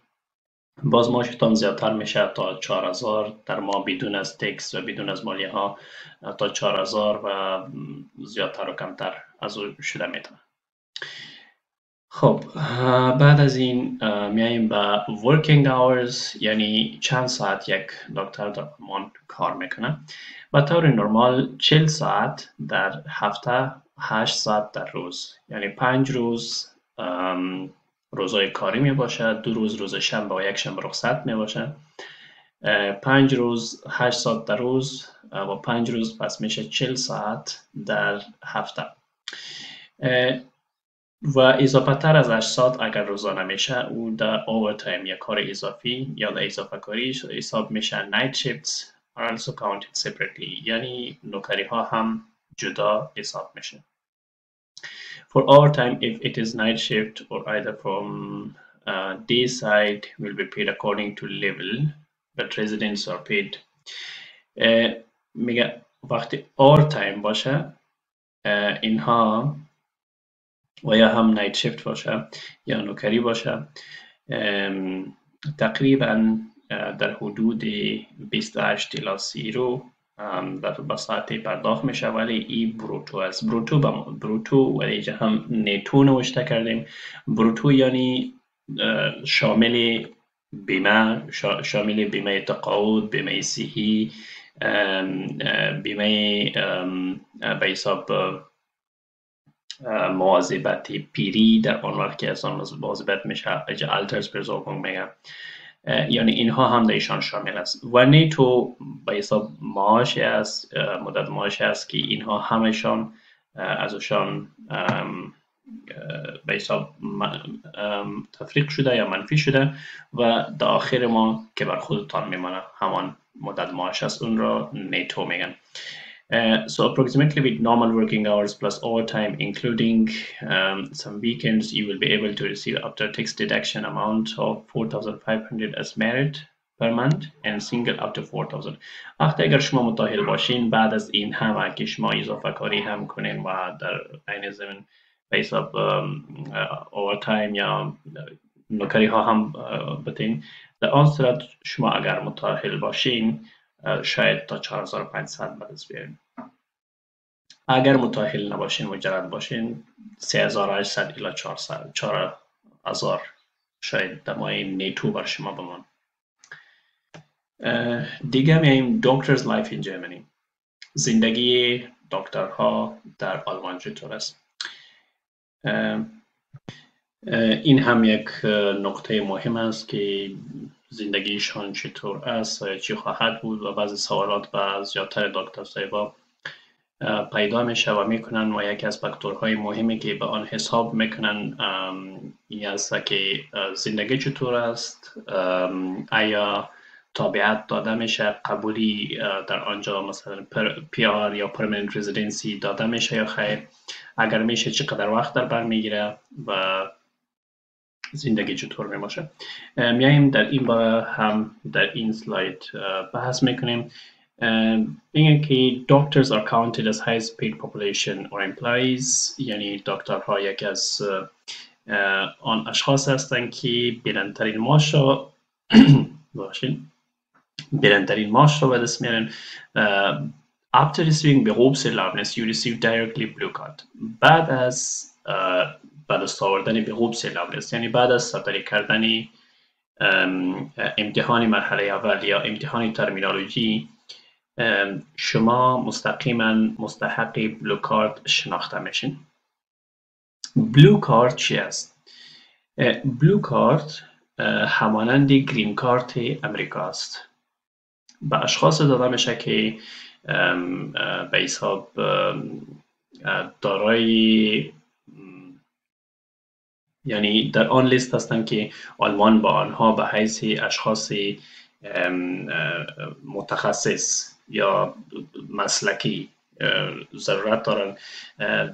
دکترها هم یکی از آن چی هستند، از آن جمله هستند، یعنی اشخاصی که در بخش طب هستند، اینها هم یکی از این لیست یا هستند. پس اینها بعد از سپری کردن امتحان ترمینولوژی وقتی وظیفه پیدا بکنن مستقیما مستحق بلو کارت شناخته میشن. با بلو کارت فوایدش آنی است که شما فامیل خود را به آسانی خواسته میتونید، یعنی بعد از بعد از آوردن به قوب سیلاب نیست و وظیفه پیدا کرده شما میتونین اقدام کنین به آوردن فامیل خود. یک و دیگه است که وقتی که شما با به قوب سیلاب نیست کار شروع کردین، بعد از 21 ماه شما میتونید که نیدرلسونز erlaubnis نیدرلسونز erlaubnis همان PR یا پرمننت رزیدنسی است که بعد از 21 ماه کار به حیث دکتر اسیستانت شما میتونین که ویزه دائمی آلمان را به دست بیارین، یعنی مستحق ویزه دائمی شناخته میشین.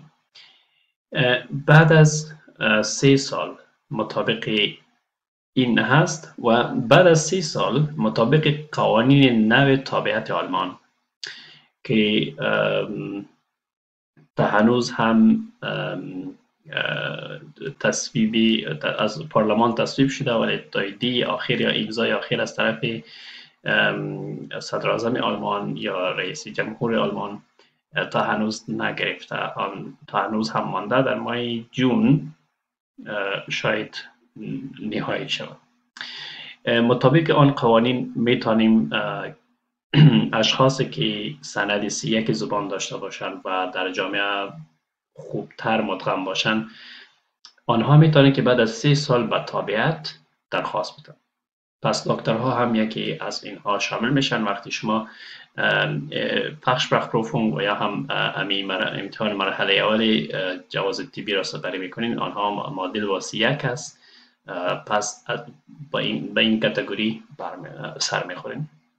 میتونین بعد از 3 سال به تابعیت درخواست بدین. After EPSP by getting job you will receive full health insurance. شما بیمه صحی کامل به دست میارین بعد از گرفتن وظیفه. Expenses mostly depends و مصارف چطور هستن؟ این هم یک سوال می باشه از زیادتر دکتر صاحبا که ماهانه چقدر مصرف خواهد آمد از کرایه خانه، دیگه مصارف خرج خوراک. مصارفی که یک فامیل اوسط، یک فامیل 3 نفره از 1200 گرفته الا 2000 مصرفشان ماهانه مصرف میشه که یک موتر هم داشته باشن و یک زندگی خوبتر داشته باشن. به حساب تا 2000 مصارف ازشان میآید. یک فامیل 3 نفره، یک دو پدر و مادر و 2 طفل داشته باشن میشه تا 2000 ماهانه گذاره کرد. بعد از او children are paid permanent about euros 250. یعنی اطفال که شما وقتی بلو کارت بگیرین در آن وقت با فامیل خود بیارین با اطفالتان که زیر سن 18 سال باشن به همهشان ماهانه 250 یورو به نام کیندرگیلد یعنی پول اطفال برشان داده میشه که در آلمان قانون است به همه اطفال این پول داده میشه. As the number of children increases, the amount of tax decreases. میگه چقدر که تعداد اطفال زیاد میشه، تعداد اولادهای تان زیاد میشه، به همان اندازه تکس یا مالیه کمتر میشه و کیندرگیلد که از او اضافه تر میشه. پس این هم یک فایده ایشان است. دیگه you will have 6 weeks leave per year fully paid. از 4 هفته الی 6 هفته paid leave، یعنی در سال شما 4 الی 6 هفته رخصتی دارین که در آن رخصتی به شما همان معاشی که دارید همان داده میشه. دیگه از governmental kindergarten از کندر نیست. Governmental kindergartens, schools and universities are tuition free. یعنی کودکستان های دولتی، مکاتب و پوهنتون ها همهشان tuition free هستند. یعنی به طور مجانی میتونین بهشون درس بخوانید. این هم یک فایده دیگرشون. و این هم سلاید آخری است. تفاوت های بین امتحان های بین المللی را میخوانیم و مقایسه کردیم. البته بگوییم که امتحانات بین المللی مجوز طبی یا جواز طبی مانند امتحانات ایالات متحده امریکا، یو اسملی، پلب و AMC یعنی استرالیان مدیکال کانسل چی تفاوت های و یا چی فرق ها و خوبی ها و بدی های داره نسبت به لایسنسینگ اگزام یا امتحانات مجوز طبی آلمان؟ البته این کدام دیتای جمع‌آوری شدگی نیست. چیزی که ما خودم به حساب جمع‌آوری کردیم و حدس زدیم اینمی در عموم اینمی فرقا یا تفاوت های بینشان وجود دارد. اول میگیم که از نگاه فرقهایشان از نگاه کاستینگ یعنی چقدر مصرف میاد، چقدر معاش می باشه بعد از سفری کردن امتحانات، جاب فسیلیتی در این کشورها وظیفه چطور است پیدا میشه خیر، کوالیتی آف لایف چطور است، میچینگ ایشوز یعنی مثلا در ایالات متحده امریکا میچینگ ایشوز زیاد است، یعنی زیادتر دکتر صاحبا میچ نمیکنن در پروگرام تخصصی یا پروگرام رزیدنسی. زیاد تعداد از دکتر صاحبا همینطور میمونن حتی سالها برایشان منتظر میباشن. دیگه پارتس آف اگزام امتحانشان چند بخش داره، ویزا ریجکشن ویزایشان چطور است، آیا ریجکشن داره یا خیر مطابق با کشورها.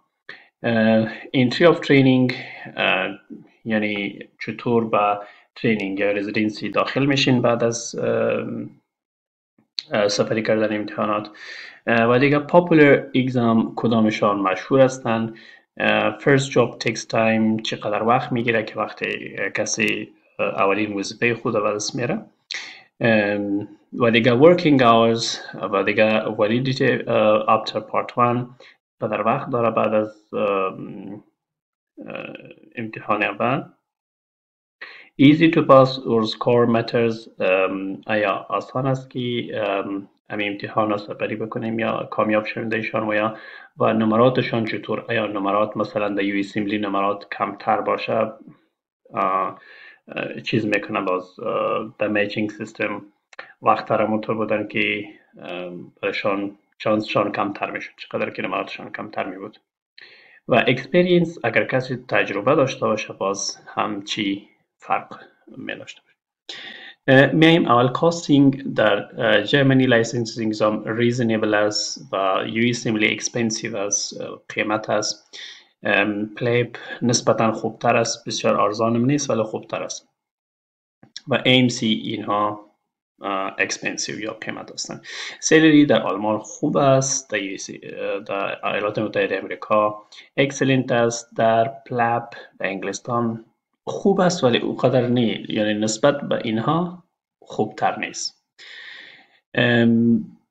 جاب فسیلیتی جاب در آلمان خوب است، زودتر پیدا میشه و چیشان شانسایشان زیاد است، خصوصا وقتی که یک شخص در رشته ای که میخواین در آن تخصص بگیره در آن تجربه داشته باشه و زودترین فرصت پیدا میکنه. در صورتی که تجربه داشته باشه و اگر تجربه هم نداشته باشه باز هم امکان داره تناسبشان خوبتر است. و در یو اسمبلی اوریج خوبتر است نسبتاً a bit more now چون این سلاید ها ما یک و نیم سال پیش شروع کرده بودم ولی پیلن در انگلستان وظیفه پیدا کردن بعد از پاس کردن امتحان پلب مشکل است، زیاد مشکل شده. ما از دوستهای خود و همچنان در گروپ های مختلف فیسبوک میبینیم که با ماها 6 ماه یا زیادتر از آن طول میکشن تا یک شخص یک وظیفه را به دست میارن یا به حساب به یک پست را پیدا میکنن. در این وقتا مشکل شده. و در AMC در چیکس در استرالیا خوبتر است. Quality of life در آلمان کیفیت زندگی خوبتر است. در ایالات متحده امریکا خوب و در استرالیا اکسلنت است. و دیگه میچینگ ایشوز. از میچینگ ایشوز در آلمان میچینگ ایشو وجود نداره. شما بعد از سپری کردن امتحان دوم شاید یک کمی وقت بگیره ولی مشکل نداره. و در یو سیملی مشکل داره. زیادتر ما میبینیم که زیادتر دکتر صاحبا حتی بعد از 2 سال، بعد از 2 بار میچینگ، بعد از 3 بار میچینگ نتوانستن که در یک بخش خوب در پروگرام رزیدنسی میچ شوند. و دیگه در پلیب میچینگ ایشوز خوبتر است. کدام ایشوی وجود نداره ولی در این وقتا که میبینیم چیشان زیادتر شده، وظایفشان کمتر است، کمتر وظیفه پیدا میشن. و میچینگ در اینجا ما مهم بحث از میچینگ است که در آنجا هم سیستمی وجود داره که بعد از سپری کردن امتحانات MRCP و MRCAS، MRCOG و MRCM امتحانات باید سپری شود. بعد از او باز وقت میگیره ولی زیاد مشکل نیست.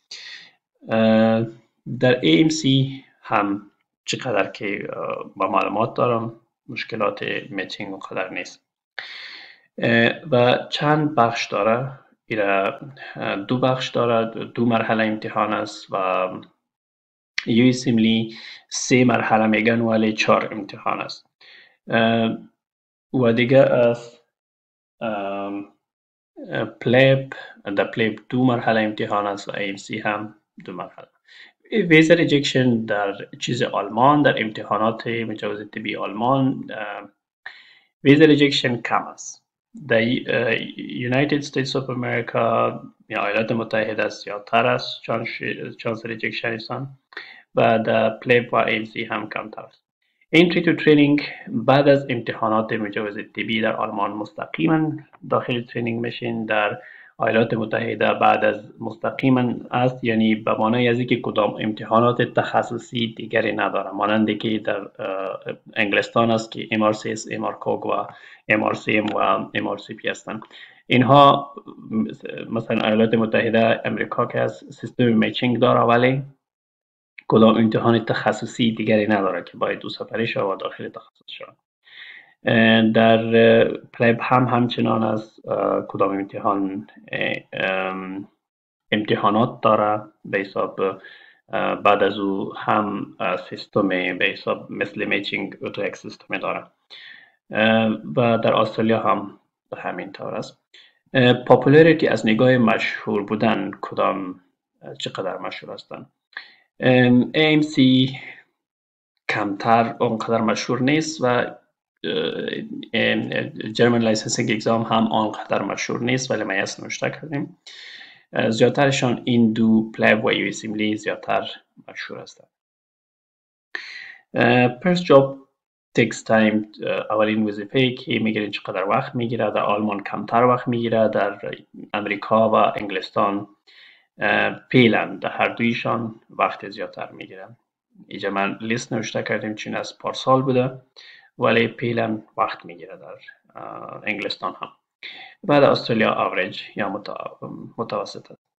working hours در آلمان اما چیزی که گفتیم 40 ساعت در هفته، 8 ساعت در روز و دیگه که میباشم در اضافه کاری حساب میشه. در امریکا و پلیب یا انگلستان چیزی که ما شنیدیم، دقیق تر معلومات ندارم، چیزی که ما شنیدیم یه است که نوکری و اینها هم شامل همان معاش میشه ولی و چیزی که بعد از وقت میباشه او خود اضافه کاری است. ولی نوکری ها که هست او شامل همان معاش میباشه ولی در آلمان باز نوکری ها شامل معاش نیست، او اضافه تر حساب میشه. دیگه در استرالیا هم همچنان. و validaity after part 1 وقتی که شما امتحان part 1 یا مرحله اول را سپری بکنین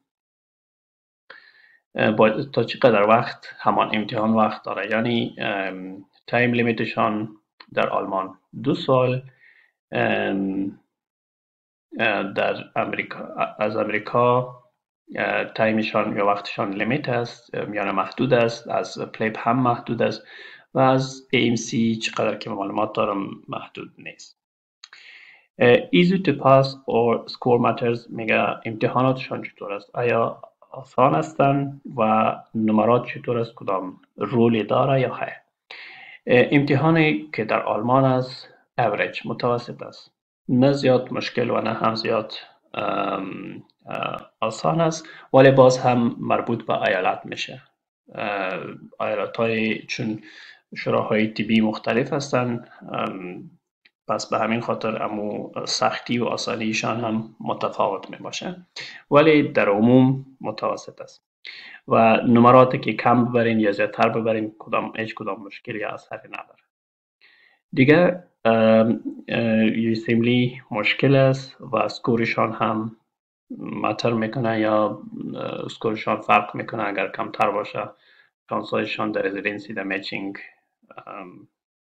متفاوت می باشه و یا فرق میکنه. باز در پلیپ هم اسکور کدام معنی نداره، در پلیپ فقط پاس کردنشان مهم است و در AMC هم اسکور کدام فرقی نمیکنه. Experience matters. Experience در آلمان اگر experience داشته باشین یا تجربه کاری پیش از پیش داشته باشین، در اینجا مثلا این امتحانات سپری بکنین، در همان بخش زودتر وظیفه میگیرین، چون زیادتر وقتی شما به شفاخانه به خاطر وظیفه مراجعه میکنین، آنها از شما میپرسن که آیا شما چقدر مثلا در همین بخش تجربه دارین. مطابق تجربه تون باز آنها در عمل در کار میبینن که شما مثلا نوکری به تنهایی داده میتونین یا خیر، مثلا ICU کنترل کرده میتونین یا خیر اگر به تنهایی باشین. پس اینها حساب میشن و مطابق با آن مثلا اگر تجربه داشته باشین با آسانی وظیفه میگیرین.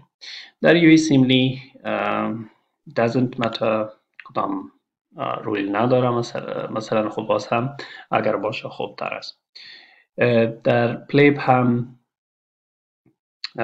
کم مشکل پیدا میکنه، یعنی مثلا اگر تجربه نداشته باشین، ای چون وقتتر بود فعلا نمیخوام. و در اینجا در استرالیا باید 2 سال تجربه داشته باشین. این هم بود تفاوت‌های بین امتحانات بین المللی مشهور که USMLE، PLAB، ANSI و German Licensing Exam هستند.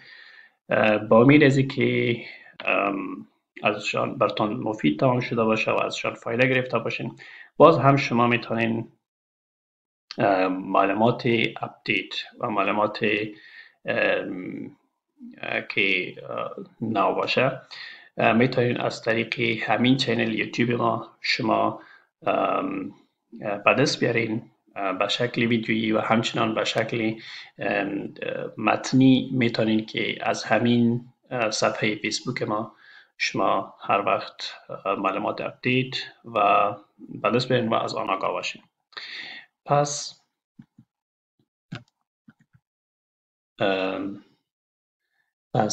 تشکر از همه دکتر صاحبای گرامی، به امید یک آینده روشن و خوب و همه شما.